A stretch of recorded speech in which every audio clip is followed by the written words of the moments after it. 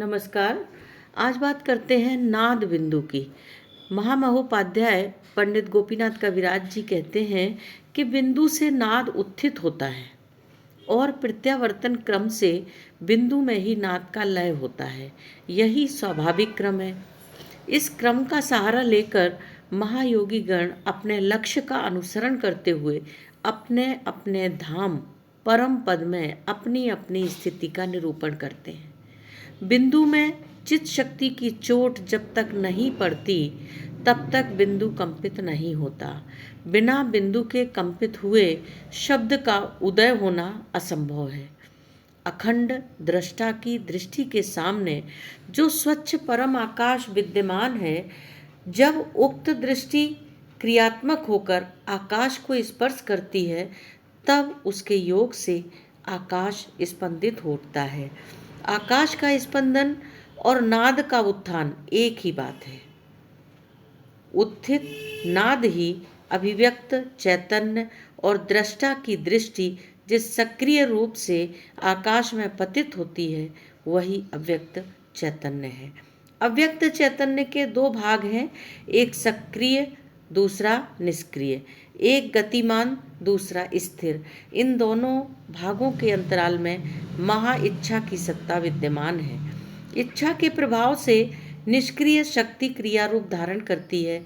जब तक शक्ति क्रिया रूप में आत्म प्रकाश नहीं करती तब तक बाह्य सत्ता पर उसका प्रभाव अनुभव नहीं होता। बिंदु क्षुब्ध होकर नाद की अभिव्यक्ति होती है। यह नाद सृष्टि के अंतर्गत है, जबकि सृष्टि का आदिभूत महानाद है। यही ज्योति स्वरूप में प्रकाशमान होकर पूर्व वर्णित विक्षोभ के क्रमिक विवर्तन के साथ साथ एक के बाद एक विभिन्न स्तरों का विकास करती है। किंतु क्रिया रूपी शक्ति जो बिंदु में पतित होकर बिंदु को स्पंदित करती है, कुछ लोग उसे भी नाद स्वरूप में ग्रहण करते हैं। महानाद से अलग कर उसे समझने के लिए उसे परनाद भी कहा जाता है। वह अव्यक्त चैतन्य स्वरूप है। महानाद जगत सृष्टि और आदि मूलभूत है, किंतु परनाद सृष्टि के आदि रूप में वर्णित होने योग्य नहीं है। वह अनादि चैतन्य प्रवाह है। बिंदु जब विभक्त होकर ऊर्ध्व बिंदु एवं अधो बिंदु के रूप में परिणत होता है तब वही नाद रूपी अविच्छिन्न स्रोत ही दोनों के बीच योजक सूत्र रूप में वर्तमान रहता है। अधो बिंदु से जो धारा निकलती है वह ऊर्ध्व बिंदु में जाकर समाप्त होती है। वहाँ से जो धारा निकलती है वह अधो बिंदु में जाकर समाप्त होती है। अधोमुखी धारा और ऊर्ध्वमुखी धारा दोनों एक ही शक्ति की धाराएं हैं। दोनों में फिर भी पार्थक्य है। अधोधारा में चैतन्य की उपलब्धि नहीं होती, जबकि यह धारा भी चैतन्य शक्ति की धारा है। इसी धारा का सहारा लेकर सृष्टि में अनंत शक्ति के स्तर, लोक लोकांतर और देह विशिष्ट जीव राशि अभिराम प्रवाह से निरंतर आविर्भूत हो रहे हैं। अधो बिंदु को भेद कर जब इस धारा का आभास बाहर निकलता है तभी सांसारिक प्रपंच प्रकट होते हैं। इसे अज्ञान की धारा कहा जा सकता है। किंतु ऊर्ध्वमुखी धारा जो है वह अज्ञान की धारा नहीं है, वह ज्ञान की धारा है। चैतन्य रूपा शक्ति दोनों एक और अभिन्न है, तथापि ज्ञान की धारा का सहारा न लेकर ऊर्ध्व बिंदु को पुनः प्राप्त नहीं किया जा सकता।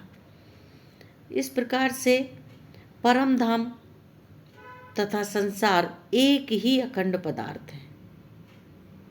बिंदु के विभाग के साथ ही साथ दोनों के बीच व्यवधान की भी सृष्टि हुई। इस व्यवधान के तिरोधान के साथ साथ ऊर्ध्व बिंदु और अधो बिंदु एक में मिलकर एक अखंड बिंदु रूप में स्थित होता है। विसर्ग रूपी बिंदु द्वय महाबिंदु रूपी अद्वैत बिंदु में पर्यवसित होता है।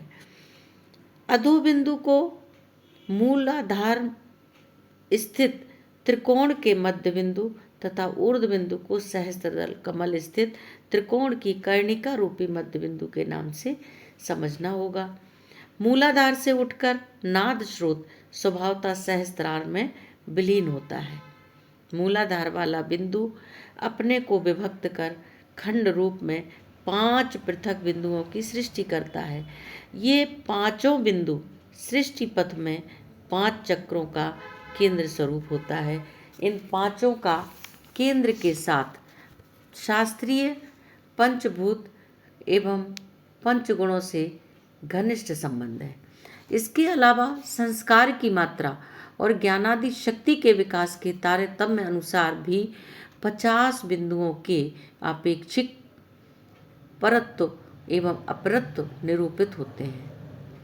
कोई विशिष्ट साधक अपनी आध्यात्मिक शक्ति के जरिए अपने अनुरूप बिंदु या केंद्र से नाद के उत्थान का अनुभव करेंगे। अतः स्थित चक्र तथा केंद्र उनके लिए कार्यशील नहीं है। वास्तव में ये सब शून्य रूप में परिणत है।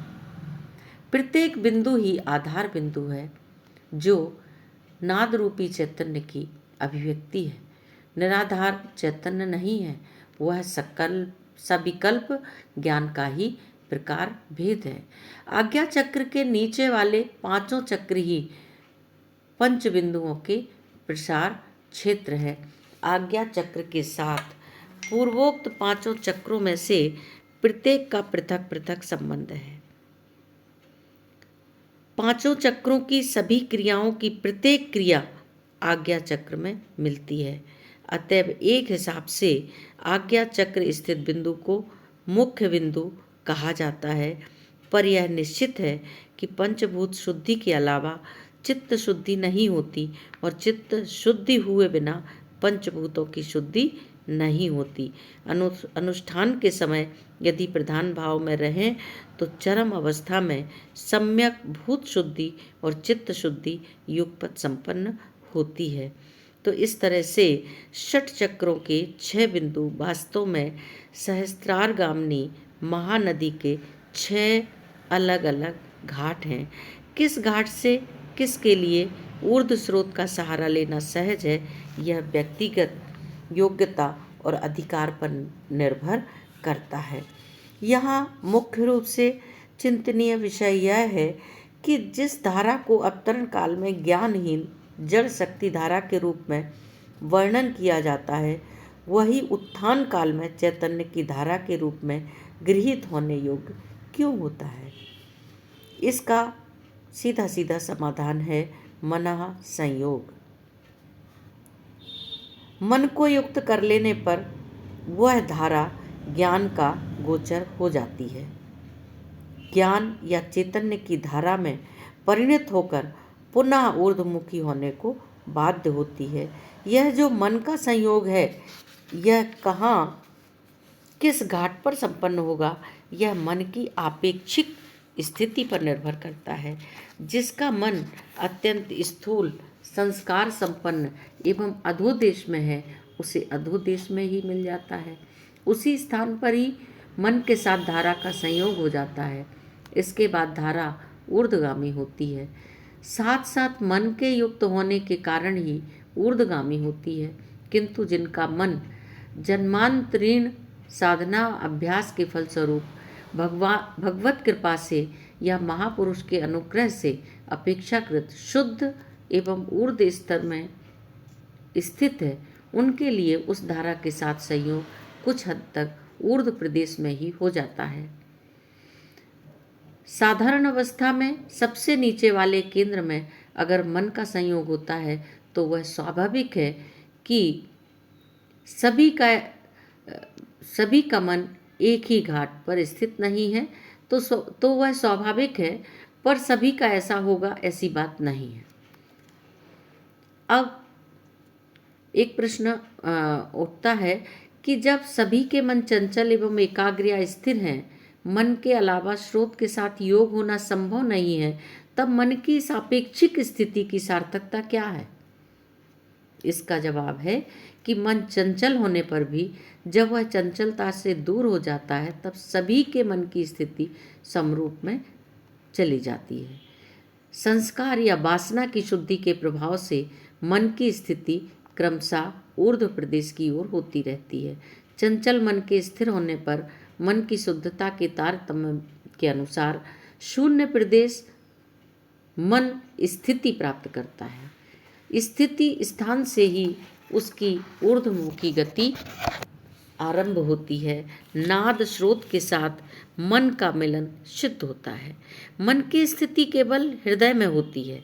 हृदय शून्य प्रदेश का नाम है, जहाँ वायु की क्रिया नहीं है और मनोवाह प्राणवाह नाड़ी का कोई संबंध नहीं है।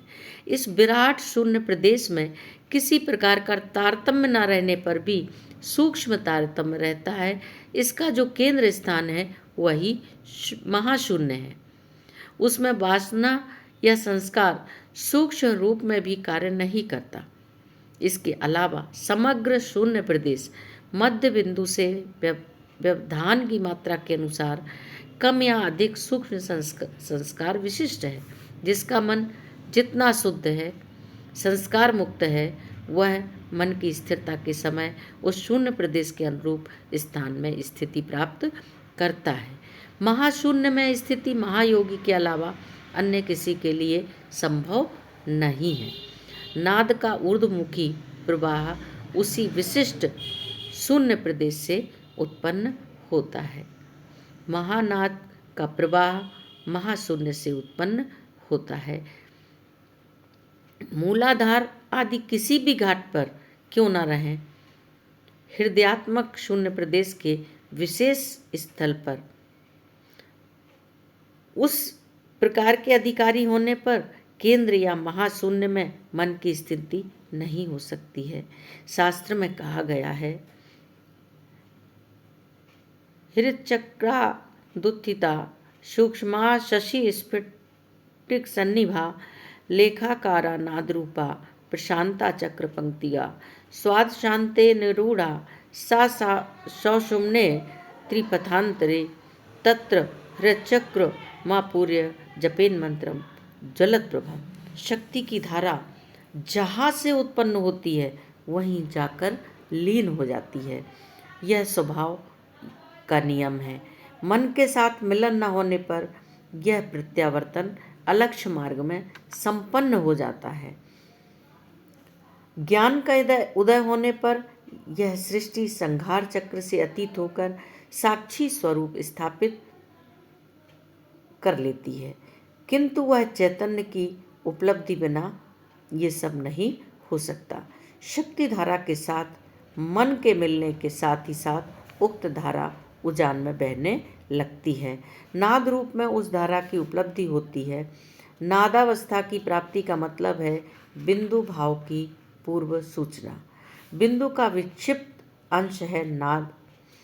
जब यह विक्षिप्त अंश रूपी नाद ऊर्ध्व आकर्षण के प्रभाव से क्रमशः घनीभूत होकर एकाग्रता के पूर्ण विकास में बिंदु रूप धारण करता है, तभी चैतन्य या उपलब्धि केंद्र प्राप्त होकर प्रतिष्ठित हो जाता है। यही आत्मज्ञान का नामांतर है। नाद का जैसा तारतम्य है, फिर भी महानाद रूप में सभी एक है, वैसे ही आत्मज्ञान का भी तारतम्य है। सभी तारतम्यों में भी स्वयं प्रकाश शुद्ध आत्मस्वरूप की उपलब्धि एक और अभिन्न है। इसीलिए महाशून्य से महाज्ञान का मार्ग प्राप्त किया जा सकता है एवं महानाद ही इसी मार्ग में ऊर्ध्वगति की सूचना देता है। तो ये है नाद ध्वनि, यह है नाद बिंदु। ओम